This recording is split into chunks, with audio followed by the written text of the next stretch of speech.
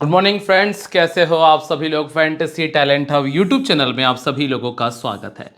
दोस्तों, वीडियो में ना आज हम बात करेंगे बांग्लादेश और श्रीलंका के बीच होने वाले पांचवें T20 अंतर्राष्ट्रीय मैच के बारे में। एशिया कप का पांचवा मैच है और ये मैच फाइनली एक ऐसा मैच है जहां पे दोनों टीमें लगभग बराबर की पड़ने वाली हैं।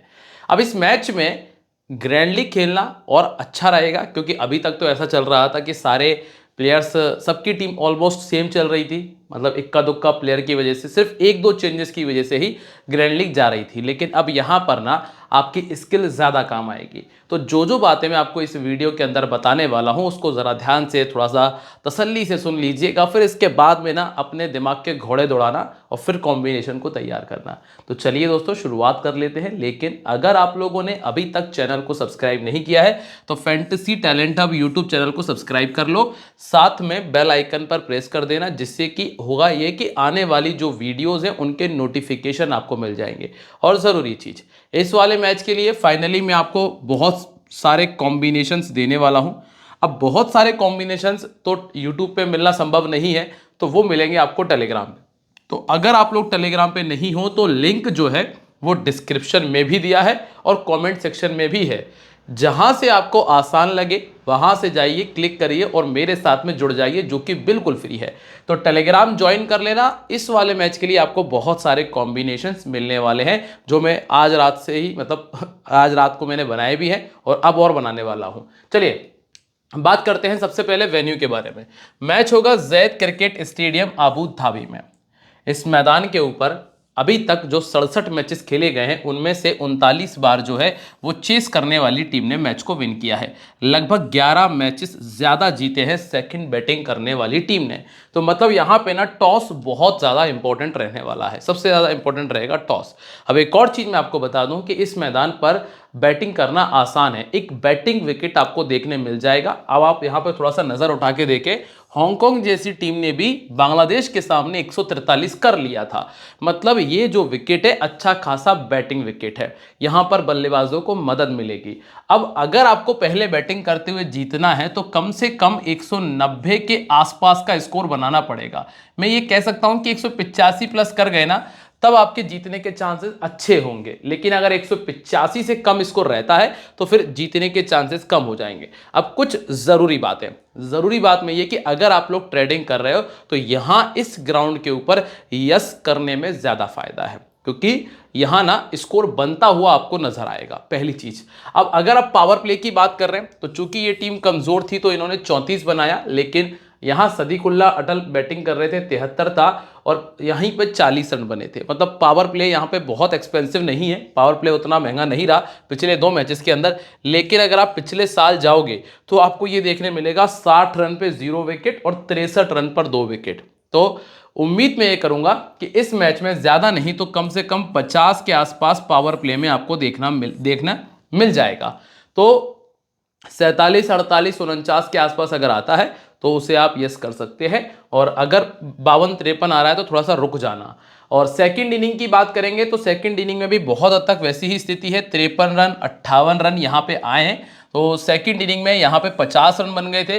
तो ऑलमोस्ट सेकंड इनिंग में आप ये मान के चलिएगा कि 49 के आसपास ही सेकंड इनिंग में भी मान के चलिएगा। तो ये 2 सिचुएशन रहेंगी ट्रेडिंग के लिए। अब पावर प्ले में विकेट कितने आए जरा हम उस पर नजर डालते हैं। तो पावर प्ले में 2 विकेट यहां थे, 2 विकेट यहां भी हैं, 2 विकेट यहां पर भी हैं, 4 विकेट यहां पे आए थे। यहां पे कोई विकेट नहीं आया, यहां 1 विकेट, यहां 2 विकेट और यहां पर कोई भी विकेट नहीं मिला। तो लगभग लगभग मिनिमम 1 विकेट आपको पावर प्ले में और मैक्सिमम 2 विकेट तक ये कहानी जा सकती है। तो पावर प्ले में से एक बल्लेबाज छोड़ना कोई नुकसानदायक नहीं है और पावर प्ले का बॉलर लेना फायदेमंद है। जो डेथ ओवर में आ रहा है वो और ज्यादा फायदेमंद हो जाएगा। दोनों इनिंग की सिचुएशन है। और इस मैदान के ऊपर ना स्पिनर का रोल ज्यादा नहीं रहा, इस मैदान पर स्पिनर का रोल ज्यादा नहीं है, इसी वजह से आप देख रहे हैं कि ज्यादातर विकेट निकाले हैं फास्ट बॉलर्स ने। अब जो वानिंदु हसरंगा को कैप्टन वाइस कैप्टन कर रहे हैं तो उनको एक बात बता दूं कि ज्यादा टीमों में मत बनाना। ये मैंने कहा श्रीलंकन लैंग्वेज में लिख दिया लगता है। तो ज्यादा मत ट्राई करना वानिंदु हसरंगा को। हाँ, 1 या 2 टीमों में बना लेना, बाकी टीमों में एज अ प्लेयर रख लेना।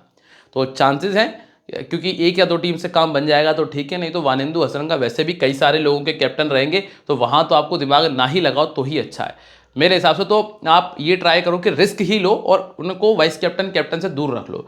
वैसे तो वो प्लेयर ऐसा है कि निकालेगा तो बल्क में विकेट निकाल देगा, लेकिन लगभग 25-30% लोगों ने ऑलरेडी कैप्टन वाइस कैप्टन बनाएंगे, तो आपको फायदा वैसे भी नहीं होने वाला वहां से, ठीक है। तो इसीलिए रिस्क ले लो, वो ज्यादा बेहतर है। अब स्कोर करने वाला प्लेयर नंबर 4 ओपन, ओपन और नंबर 4, ठीक है। यहां number 3 open, number 3 open. Second inning में टॉप ऑर्डर बहुत अच्छा कर रहा है। कारण क्या है कि सेकंड इनिंग में बैटिंग करना और ज्यादा आसान हुआ है, इस वजह से।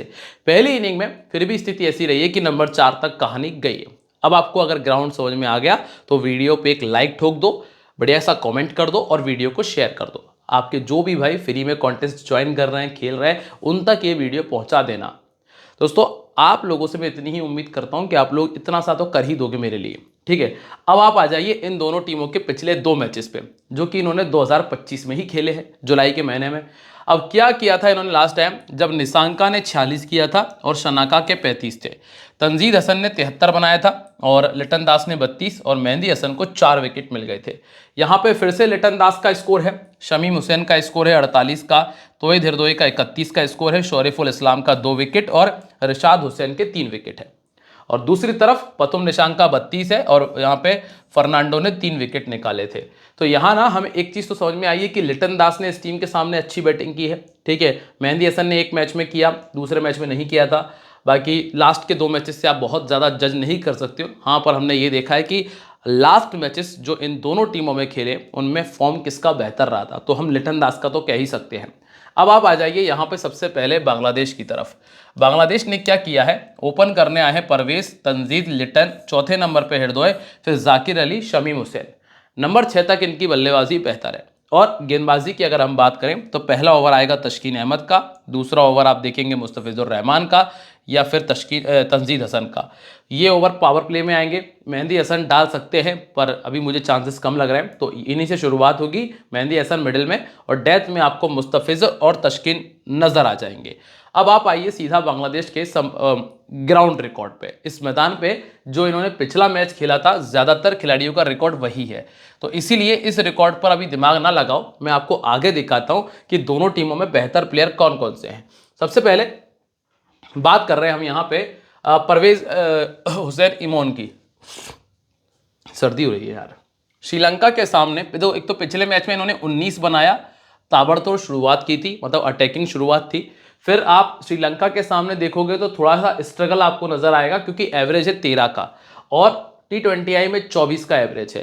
तो अगर हम इनका रीसेंट फॉर्म देखें तो ठीक कह सकते हो, लेकिन श्रीलंका के सामने जब श्रीलंका की बॉलिंग आई है तब थोड़ा सा स्ट्रगल इन्होंने किया है।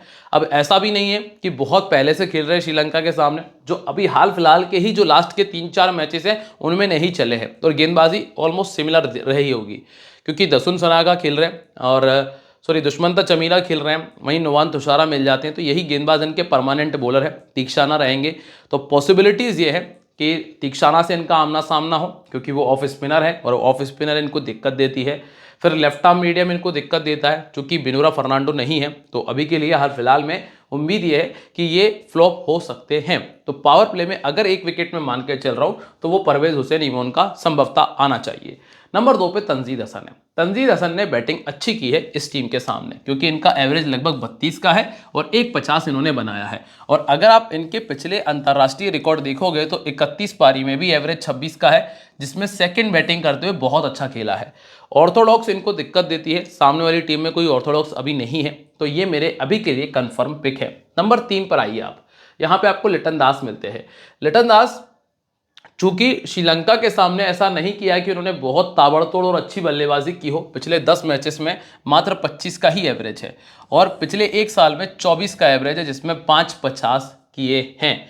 अब आप इतना सुन लेना कि अगर ये टीम पहले बैटिंग कर रही है तो आप एक रिस्क लेकर लिटन दास को छोड़ सकते हो। ये वो हाईली सिलेक्टेड प्लेयर होगा जिसका सिलेक्शन बहुत ज़्यादा है, लेकिन ये फ्लॉप हो सकता है अगर टीम पहले बैटिंग करे तो सेकंड बैटिंग में तो आपके लिए बिल्कुल कंफर्म है। पहले बैटिंग में आप पूरी टीमों में मत रखना, 1 या 2 या ज़्यादा से ज़्यादा 3 टीम, बस इससे ज़्यादा मत रखना। 3 टीम में काम बन जाएगा। लेफ्ट आर्म मीडियम के सामने 5 बार और लेग स्पिन के सामने 6 बार आउट हो चुके, और जब ये बैटिंग करने आएंगे तो वानेंदु हसरंगा की गेंदबाजी आपको देखने मिलेगी। मतलब यहाँ जो बैटल होगा वो वानेंदु हसरंगा जीत सकता है। इसीलिए आगे बढ़ते हैं। अब आते हैं हम तोहिद हृदय पे। तोहिद हृदय मुझे इस टीम का एक बेहतर प्लेयर लगा है, मतलब ज़्यादा नहीं तो 25 रन तो करता है। मतलब जो ड्रीम टीम वाला परफॉर्मेंस है ना, वो तोहिद हृदय ज़्यादातर मैचेस में देता है। इसलिए तोहिद हृदय मेरे लिए एक अच्छा ऑप्शन है। चाहे टीम पहले बैटिंग करे या सेकंड बैटिंग करे, मैं तोहिद हृदय की तरफ जाने के बारे में विचार करूंगा। तो हृदय मेरी टीम में है और राइट आर्म फास्ट बॉलिंग के सामने ये 2 बार पहले आउट हो चुके हैं। सामने वाली टीम में दुष्मंता चमीरा है जो कि इस तरह की गेंदबाजी करते भी हैं। अब आप आ जाइए नंबर 5 पे, जहां पर आपको मिलते हैं जाकिर अली। नंबर 5 पर आपको अभी तो आने की आवश्यकता नहीं है। हाँ, रिस्क अगर जैसे आप ले रहे हो, मान लीजिए कि आपने लिटन दास को छोड़ दिया, ऊपर से परवेज या फिर तंजीद में से किसी एक को भी छोड़ रहे हो, तो फिर आप जाकिर अली पे आ सकते हो। ध्यान रखिएगा कब आना है, जब ऊपर से 2 प्लेयर आप छोड़ रहे हैं तब। और 2 प्लेयर कौन कौन से हैं? एक लिटन दास और ओपनर में से एक। ठीक है। पहले बैटिंग करते हुए इनका एक बेहतर ऑप्शन है कि 250 इन्होंने किए हैं। सेकंड बैटिंग करते हुए तो आपको इनको रखना नहीं है, इनको लेग स्पिन दिक्कत देती है, तो हसरंगा के खाते में ये जो विकेट है जाने के चांसेस हैं। अब आप आएंगे नंबर 6 पे, जहां पे शमीम हुसैन मिलते हैं। अभी के लिए ये मेरी टीम में नहीं है। ग्रैंड लीग में भी एक टीम से ज़्यादा नहीं रख पाऊंगा, क्योंकि मात्र 6 ही टीम बनाने का ऑप्शन है मेरे पास में, तो मैं वहां पर भी मुश्किल है कि रख ही पाऊँ इनको। फिर आते हैं मेहंदी हसन पे। मेहंदी हसन को लास्ट मैच में विकेट नहीं मिले और श्रीलंका के सामने भी ऐसा कोई खास रिकॉर्ड नहीं है, तो अभी के लिए जो मैंने टीम तैयार की उसमें नहीं है। अब आप इसमें भी एक चीज़ देखिए कि श्रीलंका के सामने 7 मैच खेले हैं, जिसमें एक मैच में इन्होंने 4 विकेट निकाल दिए थे। मतलब जो बचे हुए 2 विकेट है वो इनको 5 मैचेस के अंदर मिले हैं। तो कुल मिलाकर मेहंदी हसन का रिकॉर्ड ऐसा कुछ खास रहा नहीं है श्रीलंका के सामने, तो ये मेरी टीम में नहीं है, अभी तो नहीं है। फिर आते हैं आप रिशाद हुसैन। इन्होंने श्रीलंका के सामने अच्छी गेंदबाजी की है, मिडिल ओवर्स में आएंगे। और चूंकि वैसे तो इस मैदान पर स्पिनर का रोज ज़्यादा नहीं है, तो मैं फास्ट बॉलर्स की तरफ ही घूम रहा हूँ। 1 या 2 टीमों में ही इनकी जगह दे पाऊंगा, एक या ज़्यादा से ज़्यादा 2, इससे ज़्यादा नहीं कर पाऊंगा इनको मैं। मुस्तफिजुर रहमान, डेथ ओवर के लिए ट्राई करना अगर टीम पहले बॉलिंग करे तो। सेकंड बॉलिंग में इतनी प्राथमिकता देने की ज़रूरत नहीं है। फिर आपको मिलते हैं तंजीद हसन। ये दोनों इनिंग के लिए बहुत अच्छे बॉलर हैं। स्पेशली पहली इनिंग में इन्होंने 16 में 21 और सेकंड में 13 में 16 निकाला है। हालांकि श्रीलंका के सामने 3 मैचेस में 1 विकेट है। और लास्ट में है तस्कीन अहमद, जिन्होंने 25 इनिंग में 44 विकेट निकाले हैं, और ये बिल्कुल कन्फर्म पिक है। ये है कन्फर्म पिक, ठीक है। टीम अगर पहले बॉलिंग कर रही तब तो आप इनको वाइस कैप्टन भी बना सकते हो ग्रैंड लीग में। अब आप आ जाइए श्रीलंका की तरफ। यहाँ पे ना पतुम निशांका, मेंडिस कुशल, कमेंदु मेंडिस, चरिता और जनिता ले आएंगे। दशुन और वानिंदु हसरंगा तक इनके पास में बैटिंग मौजूद है। गेंदबाजी की अगर बात करेंगे ना, तो इनके पास गेंदबाजी के ऑप्शन काफ़ी सारे हैं। नई गेंद के साथ में दुष्मंता चमीरा, तीक्षाना और थुषारा मिल जाएंगे। डेथ ओवर में थुषारा की गेंदबाजी आएगी, हसरंगा की आएगी, और दशुन सनाका भी डेथ ओवर में गेंदबाजी कर सकते हैं। और अगर पति राणा खेलते तो पति राणा करेंगे, ठीक है। अब आप आ जाइए इनके वेन्यू रिकॉर्ड पे। इस मैदान के ऊपर निशंका ने 3 मैच खेलकर 117 रन बनाए और उनमें से 2 मैचेस में 50 बनाया। कुशल परेरा ने 3 मैच खेलकर 40, असलांका ने 1 में 68 और दशुन सनाका ने 4 में 47 का स्कोर किया है। गेंदबाजी में हसरंगा के पास में 5 ही विकेट है, तीक्षाना ने 6 विकेट निकाले हैं और चमीरा के पास में 3 विकेट पहले से मौजूद हैं। अब आप आइए प्लेयर्स पे। दोस्तों, चीज़ें समझ में आती जा रही हो तो बस ये वीडियो में जो लाइक का बटन है अभी क्लिक कर दो। कमेंट करके मुझे बता दीजिएगा कि वीडियो कैसा लग रहा है। बस आप लोगों का ही सपोर्ट है जो मुझे अभी भी यहाँ पर एक्टिव बनाए हुए है, ठीक है। अब आप आ जाइए पतुम निशांका पे। बांग्लादेश के सामने 6 मैच खेलकर 211 रन, एवरेज है 35 का, और पिछले 1 से 1.5 साल में 31 का एवरेज है, और 6 बार 50 है, जिसमें ज़्यादातर 50 है सेकंड बैटिंग करते हुए। अब निशांका मेरी प्राइम टीम में नहीं है, सेकंड बैटिंग करते हुए रख सकता हूं, पहले बैटिंग करते हुए नहीं रख पाऊंगा। लेग स्पिन परेशान करती है। रिशाद हुसैन है, पर रिशाद हुसैन आएंगे पावर प्ले के भी बहुत बाद में, तो उतनी दिक्कत नहीं है। इसके बाद अगला नाम है यहाँ पे कुशल मेंडिस, जो नहीं छोड़े जा सकते, क्योंकि ये तो कैप्टन वाइस कैप्टनसी की कमाल चॉइस है। 7-50 है बांग्लादेश के सामने, मतलब हर दूसरे मैच में 50, और पिछले 1 से 1.5 साल में भी हर 5वें मैच में 50 आया है। तो ये प्लेयर कंफर्म है। लेफ्ट आर्म मीडियम ने परेशान किया है, तो एक बस मुस्तफिजुर रहमान है। अगर ये आउट कर दे तो स्टार्टिंग में, नहीं तो फिर आउट होने के चांसेस कम होते जाएंगे। इसके बाद कुशल परेरा का भी रिकॉर्ड कमाल है।